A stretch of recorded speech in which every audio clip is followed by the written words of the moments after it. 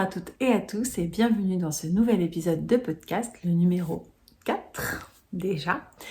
Je tiens mon rythme de 1 toutes les 2 semaines avec grand plaisir, surtout quand je lis tous les commentaires que vous pouvez me laisser, que je vois que j'ai de nouveaux abonnés régulièrement.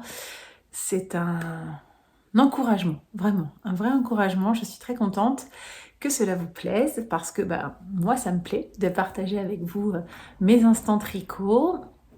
Je suis donc Nathalie, alias Tricot.mousse sur Instagram et ici sur YouTube.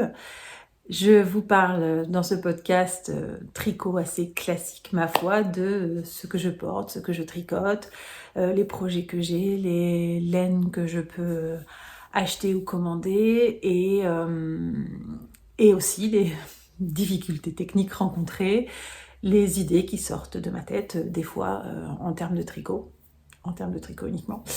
Voilà, donc bienvenue si c'est votre premier épisode. L'avantage, c'est que vous n'en avez pas beaucoup à rattraper, il n'y en a que 3 avant. Et puis re-bienvenue à toutes celles et ceux. Je n'ai vu que des pseudos féminins, mais on ne sait jamais, qui ont déjà suivi les précédents et qui reviennent pour ce 4e. Sans plus tarder, ce que je porte. Alors, je porte quelque chose qui n'est pas trop de saison. C'est un top sans manches. Voilà, je vais retirer le gilet pour vous montrer. Un top sans manches avec une construction en V et tout plein de petits trous en bas, quelque chose de très aérien. Je ne vous donnerai pas de référence de modèle parce que je n'en ai pas. C'est quelque chose que j'ai créé en fait sur la base d'un top très très simple, c'est-à-dire un rectangle qu'à un moment donné on sépare en deux, tricoté en rond, on sépare en deux pour faire d'un côté le dos, d'un côté le devant. Donc le dos, voilà, on monte jusqu'en haut en faisant à la fin des mailles. Donc je n'ai pas relevé de mailles, c'est tricoté au fur et à mesure. J'ai tricoté en fait... non, je vous dis des bêtises. J'ai relevé au fur et à mesure. La preuve, c'est que les mailles en droit sont dans l'autre sens. Donc forcément, j'ai relevé les mailles. Donc autant pour moi, j'ai relevé les mailles. Et ça fait plusieurs années que je l'ai fait celui-là, donc je me souviens plus bien. Et voilà, une construction en V. Le fil, c'est un fil de bambou. Donc vous voyez, c'est transparent. D'où je le porte en général avec un t-shirt en dessous. Fil de bambou, très léger, très fluide. Ça glisse beaucoup sur les aiguilles, surtout si on utilise des aiguilles métalliques. Mais c'est très très agréable et ça fait une très belle définition du point. Surtout moi, ma partie préférée finalement, c'est la partie du bas que j'ai travaillé avec des jetés. Et voilà, pour quelque chose de très, très fluide. Donc là, je vais remettre mon gilet parce qu'il ne fait pas très très chaud à la maison. On met pas trop le chauffage, comme tout le monde. Et donc, du coup, les pulls sont les bienvenus. Et alors, par contre, je porte un gilet pas du tout tricoté. Parce que ça, c'est un truc que je n'ai encore jamais fait pour moi, de gilet. J'ai déjà tricoté un gilet pour mon fils aîné quand il était en révision intense en 2020. Et j'ai tricoté un gilet pour ma mamie pour le porter à la maison de retraite. Mais pour moi, je n'en ai pas encore fait, donc c'est un projet futur. Mais pas pour tout de suite. J'ai trop de projets devant moi pour l'instant, donc un jour, je vais me faire un gilet. Sans transition, ou avec transition, comme on veut. Projet terminé. La dernière fois que je vous ai vu, venais de terminer le pull pour mon mari et il ne me restait que quelques rangs, on va dire, pour finir le Osloat numéro 2 de la famille. Voilà. Qui a déjà été beaucoup porté. Mon fils l'a tout de suite adopté. Donc il est gris, tricoté en Sunday de Sandnes Garn. Couleur, donc cette couleur grise, je vous ai dit la dernière fois, c'est un numéro, la couleur chez Sandnes Garn, donc c'est 6707. Donc un très, très joli gris que j'aime bien. C'est un modèle payant, le Oslo Hat de petite knit. très agréable à faire, très agréable à porter parce qu'on a 3 épaisseurs au niveau des oreilles, donc ça protège bien. Une jolie couronne de diminution en haut du bonnet. Et voilà, donc ça va assez vite, c'est du jersey quasiment tout le long. Et voilà, il y a une petite manip à un moment donné à faire, que je vous dirai pas puisque le patron est payant, mais franchement, très très simple à faire, très agréable. Voilà, le côté jersey tout le long peut sembler un petit peu long, mais quand on est à côté de ça en train de faire un long pull adulte, bah finalement, un bonnet ça va vite. donc voilà, et bah, sans hésitation aucune, hein, je vous avais raconté dans le premier épisode, je crois, que je n'avais acheté de la laine que pour faire 2 bonnets, ceux de mes 2 fils, en me disant si j'aime le modèle, si ça se passe bien, voilà, j'achèterai une autre laine pour mon mari et pour moi, pour qu'on ait tous les 4 notre bonnet. Et bien donc, je vous montrerai tout à l'heure, quand je vais vous parler du salon, le Ch'ti Bazar, où je suis allée le week-end dernier, que j'ai trouvé de la laine pour réaliser les 2 derniers bonnets de la famille. Le Ch'ti Bazar, c'était super. Mais voilà, petit teasing, je vous en parle à la fin. Deuxième projet terminé. Alors là, c'est encore un bonnet, mais on change de taille. Comment dire? Vous voyez la différence de taille? On la voit bien, bien, bien. C'est un bonnet naissance. Un bonnet naissance, vraiment pour nouveau-né, pour porter à la maternité et à la sortie de la maternité. C'est un petit projet que j'ai reçu dans la newsletter de Biscotte Yarns, d'Hélène Biscotte, à laquelle je suis abonnée depuis longtemps. Régulièrement, il y a des patrons gratuits dans leur newsletter. Après, on les retrouve sur le site aussi. Ils ont quelques patrons gratuits. Et donc, petit bonnet, naissance réalisé avec leur base chaussettes Bissock que j'aime beaucoup. J'avais pas mal de restes de laine chaussette, donc ça tombait très très bien. J'avais ce reste de mes chaussettes Vignard donc, que j'ai utilisé. Alors, j'ai un petit peu triché, il m'en manquait un peu. En fait, c'est de la Vignard jusqu'à la dernière ligne verte ici.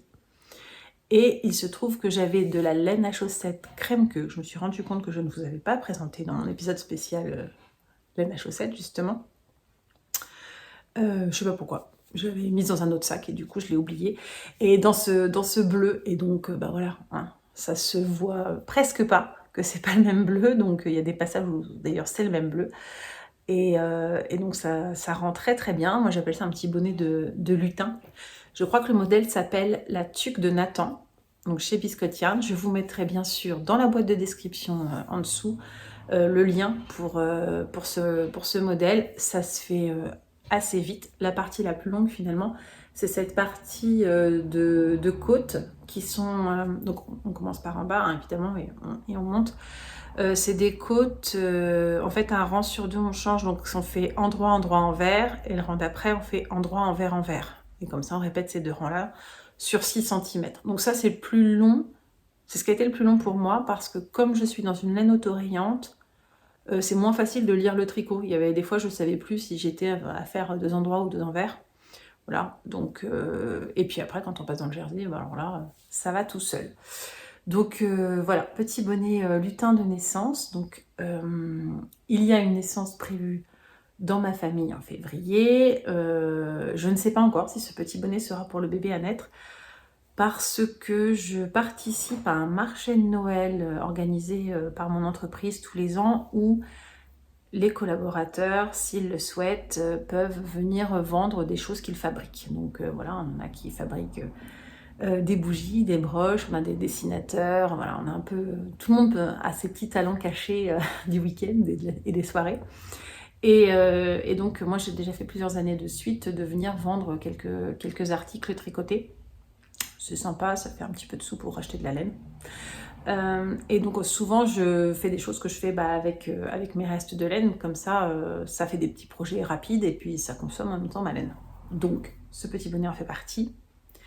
Et je vous présente tout de suite mes transitions sont fantastiques cette fois-ci. Je vous présente tout de suite projet en cours. Et projet en cours, deuxième petit bonnet identique qui est en cours. Toujours avec de la laine de chez Biscotte Yarn. Mais évidemment, vous avez le droit de le faire avec une autre laine. Mais bon, il se trouve que j'en avais en reste quand je vous ai présenté les chaussettes Go Abs Go en l'honneur de l'équipe de hockey du Canadien de Montréal.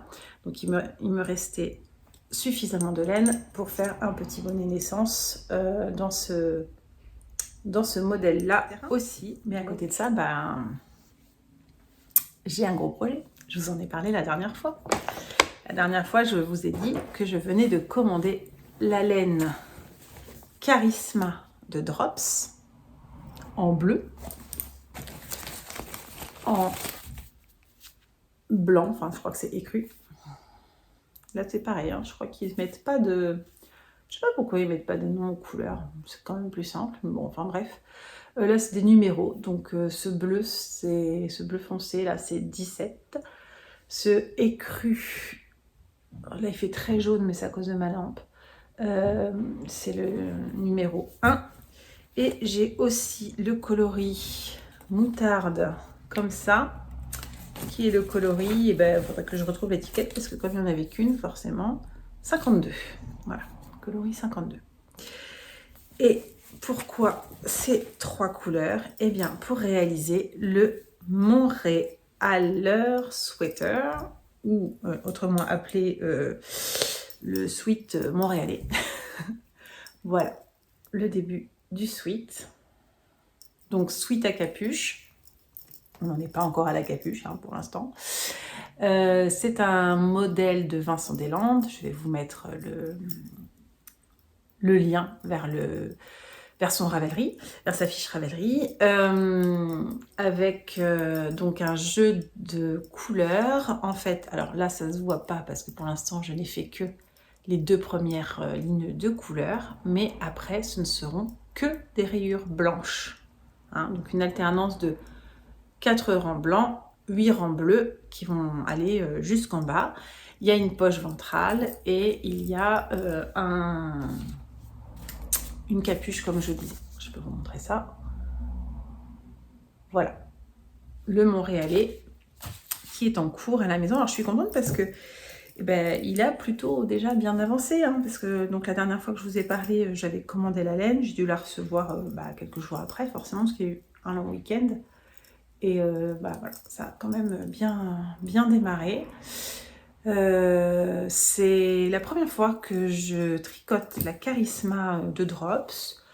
Alors, c'est pas la laine la plus douce du monde, mais je la sens en tout cas suffisamment, on va dire, robuste pour ce type de projet, parce que clairement, c'est un pull qui va vivre avec un adolescent, donc il y aura des taches, il y aura besoin de le laver, donc elle est super wash. Et c'est assez agréable à tricoter. Je tricote avec des aiguilles relativement grosses, on va dire, par rapport à des projets comme le petit bonnet, etc. C'est du 4,5.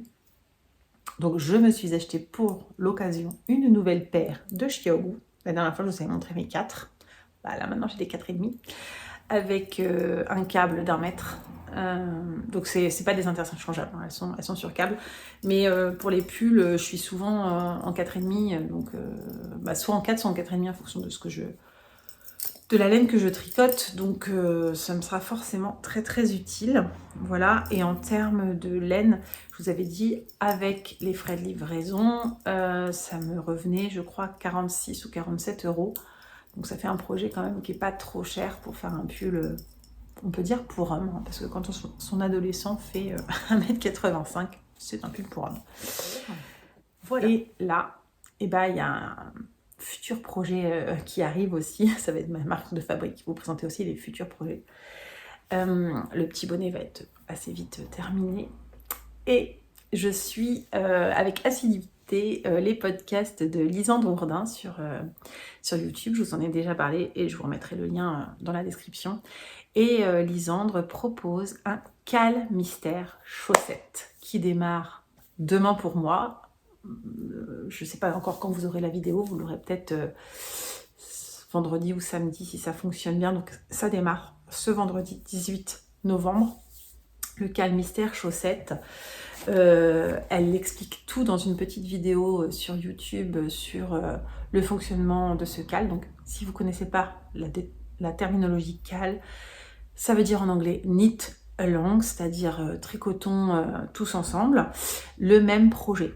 Et en fait, c'est de se dire ensemble, on va tricoter le même projet en même temps, à peu près à la même vitesse.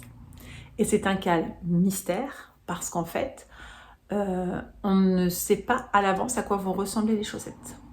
On va recevoir un indice, je crois que Lisandre a expliqué toutes les semaines. Toutes les semaines, on va avoir un indice pour pouvoir progresser dans la chaussette. Et l'objectif, c'est que entre le 18 novembre et Noël, on ait fait notre paire de chaussettes. Donc elle explique dans sa vidéo qu'elle recommande plutôt une couleur unie parce qu'il va y avoir alors que je ne dise pas de bêtises, est-ce qu'il y a de la dentelle? Je crois qu'il y a de la dentelle, enfin il y a une texture qui fait qu'elle recommande plutôt de la unie ou avec vraiment de légers speckles, mais d'éviter les laines qui sont trop, alors je vais dire bariolées, c'est pas négatif du tout, hein. Moi j'aime beaucoup ça quand il y a de la couleur, vous allez le voir tout à l'heure dans ce que j'ai acheté au Ch'ti Bazar, mais voilà, pour mettre en valeur le point et la texture de la chaussette, elle recommande vraiment d'être plutôt sur des couleurs comme ça. Elle, à son image, elle part sur une couleur très très peps, hein. Lisandre, elle aime beaucoup le vert bien pétant, le rose super flashy et tout. Et je vous avais montré, moi j'avais une couleur de chez Biscuit Yarns que je ne savais pas encore, voilà, je ne savais pas encore quelle chaussette j'allais faire avec. Et bah ce sera là, le cal mystère de Lisandre, et je suis trop contente. Je suis trop contente, donc j'ai trop hâte demain de recevoir ça. Ça se passe sur Ravelry. Bon, je pense qu'elle va aussi doubler, enfin on va avoir les infos aussi sur YouTube à mon avis. Mais ça se passe sur sa page Ravelry et c'est un cal gratuit. Donc on reçoit au fur et à mesure les éléments du patron de la chaussette gratuitement. Donc si ça vous tente, allez voir ça. Je pense qu'à l'heure où la vidéo va sortir, il ne sera pas trop tard. Puis même si vous le voyez avec une semaine de retard, à mon avis, c'est rattrapable. Donc voilà, ça, ce sont des futures chaussettes signées Lisandre et moi. Forcément, puisque c'est quand même moi qui vais les faire et pas elle. Voilà pour la partie en cours et presque en cours. Maintenant, il faut que je vous parle sans plus tarder du Ch'ti Bazar. Alors, c'était un salon qui avait lieu les 12 et 13 novembre, donc pour moi le week-end dernier, à Villeneuve d'Ascq. Première édition de ce salon. Et c'était génial. C'était génial. Alors personnellement, j'étais jamais allée dans un vrai salon laineux.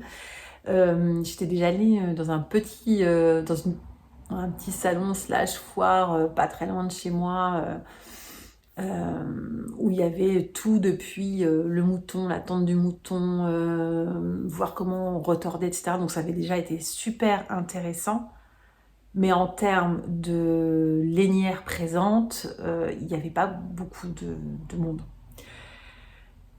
Là, mon Dieu. Alors, 32 exposants, pas que de la laine.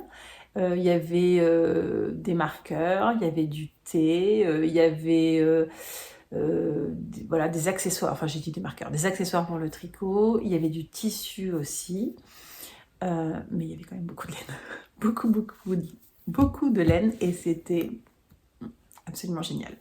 J'ai eu le plaisir d'y aller avec ma maman, qui tricote aussi, moins que moi, mais c'est en train de venir là, c'est en train de revenir plutôt, parce qu'elle a tricoté beaucoup par le passé, mais qui par contre est une passionnée de patchwork. Donc comme il y avait du tissu aussi, bah forcément ça l'a beaucoup intéressée. On a fait des folies, hein, faut se le dire, on a fait des folies. Alors je change de sac devant moi, parce que là ça c'est le sac du Montréaleur, maintenant je sors le sac des achats. Bon, mon objectif, c'est pas de vous dire waouh, regardez tout ce que j'ai acheté, je suis super riche en laine, etc. Non, c'est pas ça, c'est juste pour vous montrer un petit peu ce qu'il pouvait y avoir comme beauté. Je vais vous glisser quelques images, vraiment images entre guillemets volées avec mon téléphone pendant le salon. Moi, j'ai pas pris beaucoup de temps de filmer les stands, mais voilà, j'ai pris quelques images juste pour que vous voyiez un petit peu à quoi ça ressemblait. Parce qu'il y avait une super belle ambiance, c'était vraiment très très chouette. D'ailleurs, je vais dire un grand merci aux deux personnes qui ont organisé ce salon. Je ne vais pas les citer par leur prénom ou leur nom, parce que alors déjà je ne les connais pas personnellement, mais j'ai lu sur les réseaux voilà, que c'était Loli Lafay, et ben voilà, et j'ai oublié la deuxième. Alors du coup je vous écris ici les deux noms, voilà. Désolée, mais en tout cas c'était vraiment un super salon, une très belle première édition. Moi je me suis régalée. Toutes les personnes que j'ai rencontrées voilà, étaient heureuses d'être là et contentes, et merci infiniment d'avoir organisé ça, et j'espère qu'il y aura une deuxième édition. J'espère que vous de votre côté c'était assez satisfaisant pour faire une deuxième édition. Voilà, donc ceci étant dit, je vous montre un petit peu ce que j'ai acheté. Alors, c'était génial de rencontrer des personnes que je suis sur les réseaux depuis, voilà, depuis ça fait quoi, depuis fin 2019, je crois que je suis sur Instagram. Et voilà, et rencontrer ces personnes que j'ai vues, enfin dont je suis les comptes, où je vois régulièrement leur production, ce qu'elles mettent en vente, etc. Et souvent je suis tentée, j'ai envie, mais moi j'ai cette tendance à vouloir voir la laine, la toucher, voir la couleur en vrai, pour mieux me représenter. La vente à distance de laine, alors sauf quand je sais précisément ce que je veux, etc. Mais la laine des teinturières, c'est plus difficile pour moi. J'ai vraiment envie de la voir. Même si ça m'est déjà arrivé hein, de commander, mais voilà, je préfère. Et alors là, c'était le bonheur ultime, forcément, parce que elles étaient là, face à moi. Donc il y en a une chez qui j'ai tout de suite craqué. C'est Le Bruit des aiguilles, parce que j'avais vu passer une dizaine de jours avant toute une collection de teintures qu'elle a faites de laine à chaussettes sur le thème des Gilmore Girls. Une série que peut-être vous connaissez. Si vous la connaissez pas, je sais qu'elle est sur Netflix, entre autres. Voilà, mais moi, c'était plein de bonnes mémoires pour moi. Voilà, c'est une série que j'ai regardée donc il y a à peu près... je sais pas, moi je l'ai découvert il y a 18 ans, cette série déjà, et j'avais vraiment adoré cet univers. Et donc elles ont sorti une collection de laine, et celle qui s'appelle Rory, qui est une des deux protagonistes principales de la série, j'avais craqué sur la couleur. Et j'avais failli commander. Et je m'étais dit, non, commande pas. Tu vas à un salon au mois de novembre. Si tu commandes de la laine maintenant, enfin, voilà, c'est contre-productif. Il faut profiter du salon. Je suis arrivée sur le stand. J'ai tout de suite revu. Parmi tout l'étalage, j'ai repéré la laine Rory. C'est celle-là que je veux. Je vous présente donc Rory. Son petit nom est là. Hop. Laine à chaussettes que j'ai pris. Alors, elle avait plusieurs bases, mais je suis restée sur du classique pour moi. 85% de mérino, superwash et 15% nylon. C'est du fingering, évidemment. 400 mètres pour 100 grammes. Magnifique, voilà, magnifique couleur. Alors, magnifique couleur, mais que vous voyez, voilà, plus proche de moi, je crois que c'est mieux. Quand je la mets trop près de la lampe, ça devient un petit peu jaune. Ouais. Là, on est plus sur la vraie couleur. Et j'ai pris 2 petits contrastants pour aller avec, donc que j'utiliserai pour faire mes talons, mes pointes. Ce qui me permettra de faire 2 paires de chaussettes. Donc une paire avec ce contrastant et une paire avec ce contrastant. C'est juste parfait. Ensuite, alors c'est pas vrai pour comment dire, la chronologie n'était pas dans ce sens-là du tout en fait, mais c'est pas grave, peu importe. J'ai eu le plaisir de rencontrer Eve de F3 Shop, alors qui est hyper connue sur les réseaux et notamment sur YouTube, parce que ça fait très très longtemps qu'elle a des vidéos. J'aime beaucoup son univers, j'aime beaucoup ce qu'elle fait. J'avais jamais commandé chez elle. J'avais participé à son concours en ligne sur Instagram et donc j'avais gagné ma place au salon grâce à elle. Merci encore Eve. Et donc dès que je suis arrivée, c'est la première que je suis allée voir forcément au salon pour ça. Et j'ai craqué chez elle pour cette base en mérino, soie et bambou. Alors dans l'ordre, c'est 65% mérino, 20% de bambou et 15% soie. Le coloris s'appelle Kaki. Voilà, un très joli vert. Alors je pense que ça ira très très bien avec mes yeux. Pourquoi je veux que ça aille avec mes yeux? Parce que ce joli vert va venir sur ma tête. Ça fait un peu bizarre dit comme ça. Et va devenir un Oslo hat, forcément. Alors, j'en ai trop pour faire un Oslo hat. Hein, soyons clairs. Normalement, il faut, on va dire, un écheveau, peut-être un peu plus d'un écheveau. En fait, dans la taille de mes fils, il faut plus d'un écheveau. Il en faut un et demi. Enfin, non, un tiers. Donc là, normalement, non. Je pense que pour ma taille, un aurait pu suffire. J'en ai pris un deuxième parce que je pense que je me ferai aussi un snood, quelque chose pour aller avec.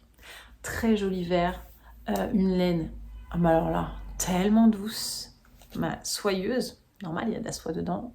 Soie plus bambou. Enfin, de toute façon, déjà le bambou, je vous ai dit tout à l'heure, c'est fluide, ça glisse, c'est doux. Vous rajoutez de la soie. Ça va être un vrai bonheur. Donc ça va être tricoté, ça va être un de celles qui va être tricoté le plus rapidement, puisque les Oslo sweaters, faut les faire, quoi. Mais quand même, je vais pas faire le mien en premier. Je vais faire celui pour mon mari en premier. Et pour lui, j'ai été craquer chez Une Louve dans les Bois. Une Louve dans les Bois, c'était, j'ai envie de dire, la régionale de l'étape, parce que de mémoire, elle est lilloise. Donc Villeneuve d'Ascq, elle était vraiment tout près de la maison. Là, c'est sur la base aussi chaussettes, donc 80% mérino et 20% nylon, une fingering, mais qui est un petit peu plus épaisse puisqu'elle fait 365 mètres pour 100 grammes. Donc là, c'est pareil, j'ai pris deux écheveaux, je vais sur le fond du sac, on va chercher. J'ai pris deux écheveaux. Normalement, idem, je vais avoir plus de laine que ce qu'il faut pour faire son Oslo hat, pardon. Pas un Montréal sweater. Son Oslo hat. Et alors, j'étais un peu frustrée chez Nous dans les Bois, par ma faute, pas par la leur, de demander du noir quand il y avait des couleurs, mais tellement belles. Mais tellement belle. Et moi, je me sentais un peu bête parce que je demandais du noir. Bon, c'était à la demande de mon mari. Il m'a dit, avant de partir, je lui ai dit, qu'est-ce que t'aimerais comme couleur pour ton bonnet et tout. Il m'a dit, j'aimerais un bonnet noir. Bon, alors j'ai regardé, déjà, du noir, on n'en trouve pas facilement parce que je sais, je crois que c'est Christelle Tricotte qui disait ça l'autre jour, ça se trouve pas si simplement que ça, le noir. Et bref. Là, moi, je demandais du noir, donc j'étais un petit peu frustrée. Alors du coup, j'ai pris deux mini. Deux mini dans des superbes couleurs, en me disant que, en fonction de ce qui me reste de laine noire, je pourrais coupler et faire une paire de chaussettes. Ou peut-être, j'ai très envie d'essayer un col en brioche, et on m'a dit que ça ne demandait pas beaucoup de laine, de faire un col en brioche. J'essaierai peut-être ça. En tout cas, voilà, j'ai pris deux mini parce que ces couleurs étaient vraiment trop belles. Trop belles. Alors, ça, c'est un très beau vert aussi qui s'appelle, j'aime bien les noms, Brocéliande. Voilà. Moi, je préfère quand il y a des noms. Je vous ai pas dit la noire, comment elle s'appelle. Pardon. Clair obscur. Très obscur, ce clair obscur. Donc, magnifique vert qui s'appelle Brocéliande. Et ce magnifique orangé qui tire sur le rouge qui s'appelle, j'espère que je le dis bien, alors moi j'ai envie de dire Uluru, mais c'est Uluru. U-L-U-R-U. Voilà. Donc ça, même ensemble, je trouve qu'ils vont bien. Ah là on est bien sur la couleur. Là c'est exactement ça, c'est pétant comme ça, flamboyant. Waouh. C'est magnifique. On est d'accord. C'est magnifique. Et pour finir, je suis allée voir ma lainière favorite, qui était présente également, Mobilène, Elodie, je ne la présente plus, hein, je vous en ai parlé plein de fois, qui faisait son premier salon, elle aussi, lors de ce Ch'ti Bazar, et chez qui j'ai trouvé des jolies choses. Je vous montre la laine sans vous dire, en fait, je suis en train de finir ma phrase, peu importe. Mobilène, chez qui j'ai trouvé de très très jolies teintures. Elle avait fait énormément de coloris pour l'occasion. Celui-ci s'appelle 24 décembre. Voilà. Des teintes de rouge magnifiques. Il y a des speckles. Je sens que ça va être un régal. C'est de la laine à chaussettes. Je vais en faire des paires de chaussettes. 75% Merino Superwash, 25% nylon, 400 mètres pour 100 grammes. Voilà, un coloris très, très profond en fait. Il y a vraiment des choses dans ce coloris-là, ces parties-là de rouge très foncé m'ont vraiment beaucoup séduit. Donc voilà, premier achat chez Elodie. Et un deuxième achat chez Mélodie avec des couleurs un peu plus, peut-être un peu plus masculines. Peut-être que ce sera pour mes garçons, pour moi, je ne sais pas encore. Ce coloris s'appelle Janice. Hommage à Janis Joplin, peut-être, je sais pas, je ne vais pas demander. C'est la même base, hein, base à chaussettes aussi. Et alors là, j'ai beaucoup aimé les nuances. Donc il y a un marron qui tire un peu sur le noir, un marron un peu foncé. Il y a du beige, il y a du bleu. Voilà, franchement, voilà. C'était très très difficile de choisir sur son stand parce que Elodie, je la connais bien, je connais ses laines et ses couleurs, mais justement, c'était des nouvelles couleurs. Il y avait tellement de nouvelles couleurs que c'était difficile de choisir. Donc voilà, j'en ai pris 2. J'ai quand même pas mal là, de laine devant moi. Alors j'en avais déjà, hein, je vous l'avais montré. Ça en fait pas mal à nouveau devant moi. J'en suis presque à réclamer un nouveau confinement pour pouvoir rester tranquille chez moi et ne faire que tricoter. Non, on va pas se souhaiter ça, mais en tout cas, il peut se passer, je sais pas quoi qui m'oblige à rester enfermée chez moi. J'ai de quoi tricoter devant moi. Mais voilà, bref, tout ça pour dire que si les laines d'Elodie vous intéressent, j'en profite, je lui fais sa pub en même temps. Elle a maintenant mis en ligne sur son site une partie e-shop. Il n'y en avait pas avant, enfin, il y avait un e-shop juste pour des cadeaux, mais là, toutes les laines qu'elle a en stock suite au Ch'ti Bazar sont disponibles sur son e-shop. Et donc, je vous recommande vivement d'aller jeter un œil si vous êtes moins frileuse que moi à aller acheter en ligne sans avoir papouillé la laine. En tout cas, voilà, des couleurs, de très très belles couleurs vibrantes. Je recommande vivement. Je termine avec les petits achats plaisir. Alors oui, ce que je vous ai pas dit, c'est que j'avais eu mon anniversaire au mois d'octobre. Et de ce fait, j'avais eu un petit peu de sous à acheter pour acheter de la laine. Donc, de la laine ou des choses qui me faisaient plaisir au niveau du tricot. Donc c'est aussi pour ça que je me suis fait un peu plaisir comme ça. Et voilà, et je voulais juste vous montrer. J'ai acheté, alors j'ai fait en sorte que vous ne le voyiez pas tout à l'heure quand j'ai montré le Montréaleur, mais j'ai acheté un contrant comme ça, avec un joli petit hérisson et une petite feuille d'automne. Voilà. J'ai un marqueur de maille, comme je ne savais pas choisir ce que je voulais mettre sur mon pull, j'ai mis les deux. Un marqueur de maille avec des petits champignons et je ne sais pas si vous voyez, mais petite tête de chat qui dépasse.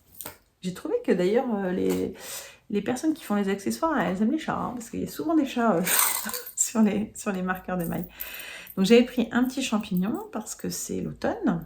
J'ai pris en prévision de mes tricots d'hiver. Ah, ça tourne, pardon. Un petit flocon. Et en prévision de mes tricots de printemps et d'été, un petit papillon.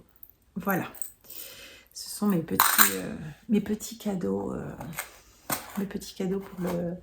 pour le tricot.